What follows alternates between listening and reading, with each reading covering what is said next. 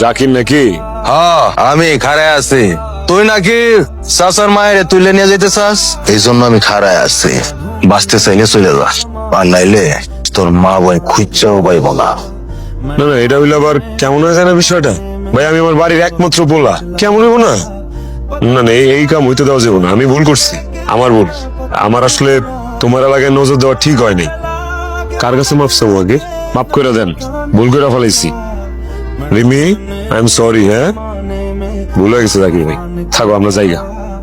কইছিলাম না চাচা, মাসুদ কিচ্ছু করতে পারবো না, দেখলেন তো?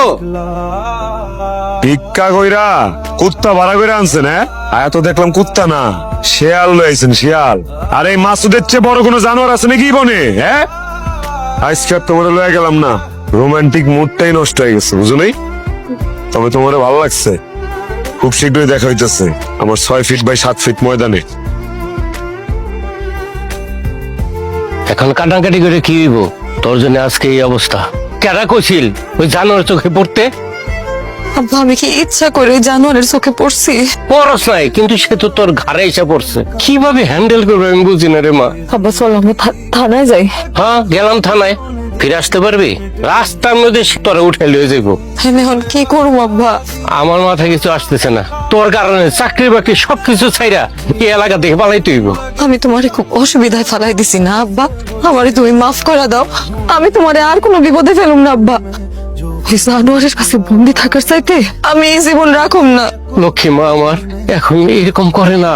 মাথা গরম নিয়া কোনো সিদ্ধান্ত ভালো হয় না, ভুল হয়। আমাদের ধৈর্য ধরতে হইব। কিন্তু ওই যদি আবার বাসায় আসে আব্বা, এখন তো জাকির ভাইও নাই, এখন কি হইব আব্বা?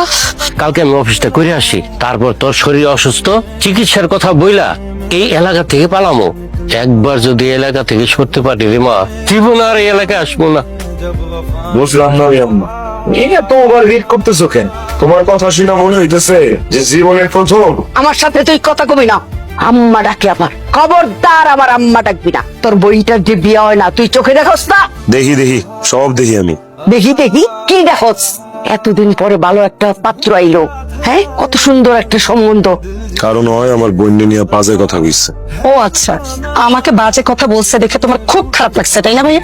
কিন্তু তুমি যে কত মেয়েকে ঘরে আটকে রেখে, তাতে কি তাদের ভাইদের কষ্ট লাগে না, দুঃখ লাগে না? মুখে খই ফুটছে না? আর কোনোদিন যদি আমার মুখে মুখে কথা কইছস, কিরে এই বেডির তো মাথার তাত্তু সব নষ্ট হয়ে গেছে, ছিঁড়ে গেছে। যা মুখে আসে তাই কইতেছে। আর উনার কথা শুনে আমার মাথা গরম হয়ে যাইতেছে। আমার কিন্তু ধৈর্যের সীমা পার হয়ে গেলে আমি কি করি জানোস? তোর ভাইয়ের মাথা গরম হচ্ছে, তাতে কি হচ্ছে? ওরে কি আমি ডরাই? মা চুপ থাকেন না।